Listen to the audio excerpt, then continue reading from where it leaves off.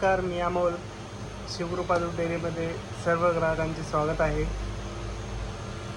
मी गेल्या 3 वर्षापासून दुधाचा व्यवसाय करतो आहे.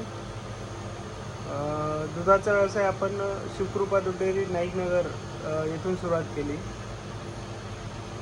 शिवकृपा दूध डेअरीला आपल्याला ग्राहकांचा एकदम चांगला प्रतिसाद मिळाला.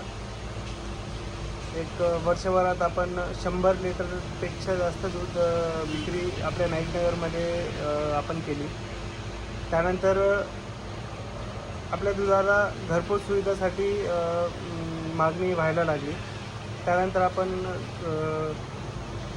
काही परिसरामध्ये घरपोच सुविधा चालू केल्या.